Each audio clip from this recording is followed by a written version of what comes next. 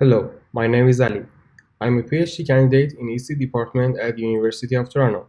In this talk, I present GOBO, a quantization method for attention-based NLP models. In this research project, I worked with Isaac, Omar, and my supervisor, Professor Moshovas. BERT and its derivative deliver the state-of-the-art accuracy in various NLP tasks. These models can help when you need to translate a text or you're looking for an answer to a question. The issue with these models is their huge size. Because of the limited storage and memory bandwidth in today's accelerators, most of the execution time for these models is dedicated to memory transactions. That leads to underutilized hardware since the compute units are idle most of the time, waiting for data to arrive from off-chip memory to on-chip buffers. One approach to make these models smaller is quantization. In quantization, we try to reduce the number of bits that we need to represent each parameter. Quantization comes with a cost, and that is accuracy loss. Fine-tuning is the main solution to compensate for quantization error, but fine-tuning these models, even for a few epochs, could take a long time. Furthermore, it is an expensive process and requires access to datasets that might be sensitive and not available at all times. In this work, I present GOBO.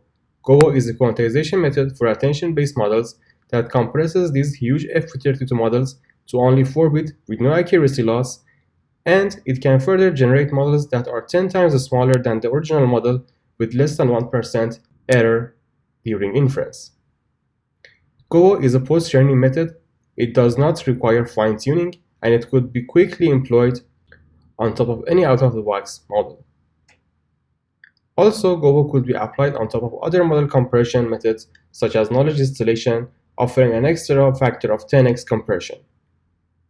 In this work, we are presenting two practical implementations of GOBO. GOBO memory compression enables any accelerator to benefit from GOBO quantization.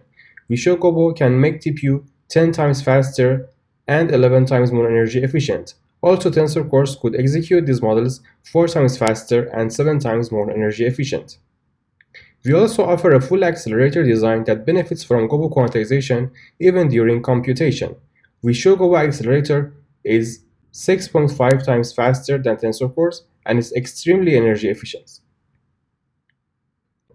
We organize the rest of this talk by taking a high-level look at BERT architecture. We show the distribution of values inside each layer that motivate us to tailor GOBO quantization. We compare GOBO with the state-of-the-art quantization methods for BERT, then we talk about GOBO's memory compression and hardware accelerator.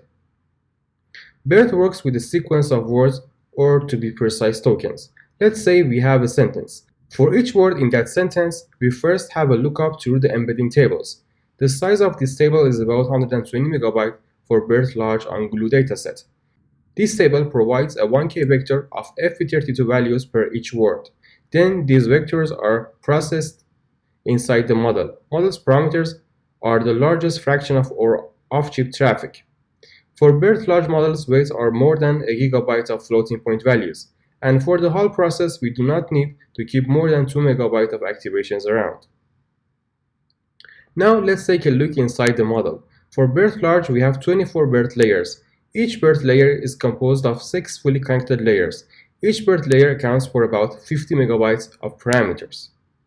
Now let's take a look at the distribution of weight inside each layer. In this figure, we see a histogram of weights for various layers.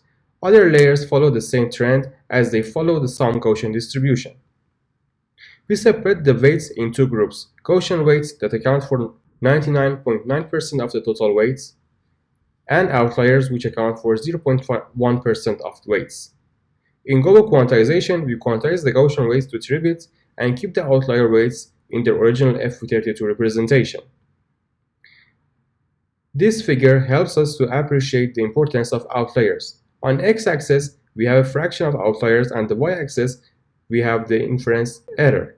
We see without outliers, our method would have about 8% loss in accuracy. With a small fraction of 0.1% outliers, we could reduce this error to less than 1%. After this point, increasing the fraction of outliers even by 100 times could not help much with gaining accuracy. For Gaussian weights, we develop a nonlinear quantization scheme that tries to put more bins where the weights are densely populated. GOBO is a dictionary-based quantization method. Compared to k-means, a popular method for clustering and quantization, GOBO exploits very few but effective outliers, converges about 8 times faster than k-means, and achieves a smaller quantization error that allows us to further reduce the bit width for each weight. We evaluate GOBO on various models such as BERT, Roberta, DistilBERT, SpanBERT, and HAT, and also we have experimented with various tasks on datasets such as GLUE, Squad, and WMT translation datasets. In here, I show a quick summary of how GOBO performs on various models and tasks. First, let's take a look at the BERT based on MNLI. The 3-bit model has only 0.7% error in inference compared to the FV32 model. Increasing the bit width to 4 allows the quantized model to achieve the baseline accuracy. Squad is a relatively large dataset, and fine-tuning a model like BERT large and Squad could take days to even weeks. With GOBO, we can quantize this model without further fine-tuning in minutes. Same as before, GOBO with 3 bits has less than 1% error, and with 4 bit, it maintains the original accuracy. As I mentioned earlier, we can apply GOBO on top of other model comparison methods. DistilBERT is a model that is distilled from BERT base. DistilBERT is about 2 times smaller than BERT base. With GOBO, we could quantize DistilBERT to 3 bits, which results in a model that is 20 times smaller than BERT base. Here we see some results for embedding quantization using GOBO. On the x-axis, we have various models and 2 bars. The lighter bar shows a model that its weights and embeddings are both quantized to 3 bits. The darker bar shows a model that has 3-bit weights, but embeddings are quantized to 4 bits. Y-axis shows the normalized inference accuracy. We see that with 3-bit embeddings for BERT models, we have a small error, but for newer Roberta model, 3-bit embeddings work just fine. Quantizing the embedding tables by 4-bit allows all the models to reach their baseline accuracy. We compare GOBO with the state-of-the-art quantization methods. QBERT is a dictionary-based quantization for BERT. QBERT uses 128 lookup tables per layer, while GOBO uses only 1. GOBO can quantize embedding tables to 3 or 4-bit, but QBERT is limited to 8. GOBO achieves higher accuracy for 3 and 4-bit quantization, and most importantly, GOBO is a post-training method and does not require fine-tuning, while QBERT requires fine-tuning for a few epochs. Overall, GOBO achieves higher accuracy, higher compression ratio, and is faster to employ. Q8BERT is another quantization method for BERT that uses 8-bit fixed-point parameters for weights and embeddings. Q8BERT achieves 4 times compression ratio with less than 1% error. Although parameters of Q8BERT are in fixed point, some operations still need floating point precision, and the model could not be employed on fully fixed point compute units. Now let's talk about memory compression, or first practical implementation of GOBO. In the original FV32 model, we have a single stream of FV32 values that are coming from off-chip memory to on-chip buffers in order to be used in compute units. To benefit from GOBO quantization in any accelerator, we need a way to provide the same stream of data for compute units. To achieve that, we use 2 streams of data. One stream transfers quantized weights, and the other one provides outliers. These streams are used in the decompression engine to generate the 32-bit stream of weights that the processing elements are expecting. GOBO memory compression provides sequential access to off-chip DRAM to maximize the memory bandwidth. It does not require any crossbar or expensive hardware in the decompression engine in order to put outliers in the correct position. It has minimal overhead and maintains our compression ratio. It supports random accesses, which are essential to access embedding tables. We evaluated GOBO memory compression on various architectures. Here I show evaluations for TPU and Tensor cores. For more details and evaluations, including FP16, please refer to the paper. To gather these results, we use DNN-SIM, a cycle-accurate simulator that uses DRAM SIM2 for off-chip traffic simulation. We model on-chip memories using Cacti, and the synthesis is done using Synopsys design compiler on 65nm technology node of TSMC with target frequency of 1 GHz. Layout is designed using Cadence Innovus, signal activity is simulated by ModelSim, and fed back to Innovus for power estimations. Let's take a look at the speed up TPU could get when it employs GOBO memory compression. X-axis shows various models and Y-axis shows speed up over TPU baseline. CPU stores all the activations on chip and steers weight from off-chip memory. Therefore, the off-chip traffic of TPU is dedicated to weights. Since we compress the weights by 10x, TPU gets 10x speedup. TPU's huge compute grid dominates its power consumption. However, with GOBO, we could increase the energy efficiency by 11x. In Tensor cores, the off-chip traffic is divided between partial sums, activations, and weights. Weights account for more than 80% of the total off-chip traffic and are compressed by 10x. That results in a 4 times overall speedup for Tensor cores. GOBO improves Tensor cores' energy efficiency by 6.5x. Now let's talk about GOBO Hardware Accelerator. In GOBO's compute unit, we reformat the computations to take advantage from our quantization and increase the fidelity of floating point operations. Figure on the left shows a small FC layer with 4 input and output activations.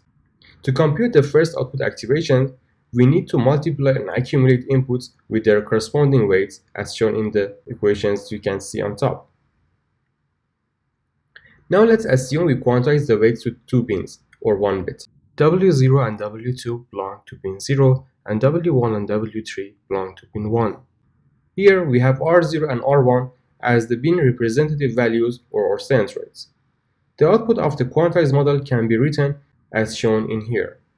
In BERT, since our input and output activations are in order of thousands and we have only a few bins, it makes sense to consider the representative values as a common factor and first accumulate the inputs corresponding to each bin and then do the multiplications only once when the accumulations are done. This way, if we have 8 bins, we have 8 accumulator per output activations instead of 1, and this increases the fidelity of our floating point operations. Furthermore, since we just add the activations instead of multiplying them by weights, we don't need to restore the weights to their original FV32 representation. Our compute units replace FV32 multipliers with register file and are smaller compared to the conventional MAC units. In ISO compute area comparison with Tensor cores in FV32 configuration, our P's are 50% smaller and allow us to pack more units in the same area. That leads to higher performance for us. Scaling the design to FP16, our units are still 20% smaller than Tensor cores, and we can put even more FP16 P's on chip.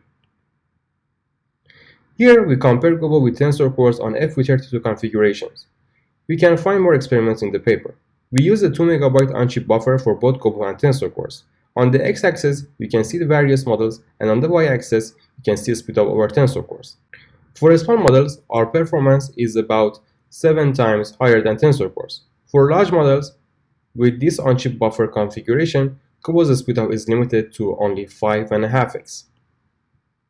To unleash GOBO's potential, we evaluate these large models on a different chip configuration where both GOBO and Tensor cores have the same 4 MB buffer. In this experiment, we see GOBO can achieve 7 times the speedup for even larger models.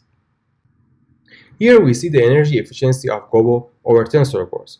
GOBO's energy efficiency comes from skipping multiplications during inference, on-chip memory compression by keeping the weights as indexes all the time, and of course off-chip memory compression. Overall, GOBO is about 20 times more energy efficient than Tensor cores. To summarize, we introduced GOBO quantization that comes with 2 practical implementations: GOBO memory compression and hardware accelerator. GOBO quantization is a post-training method that offers 10x compression for NLP models while maintaining accuracy. GOBO memory compression is compatible with any hardware accelerator and offers an order of magnitude boost in performance and energy efficiency. GOBO hardware accelerator never expands the weights to 32 bits.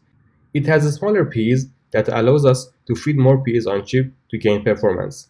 GOBO skips multiplication that saves energy. GOBO can support various bit widths for quantized weights, and overall, it is 7 times faster than Tensor cores and around 20 times more energy efficient. Thank you for watching my presentation. You can find my contact information here. Feel free to ask any questions you have.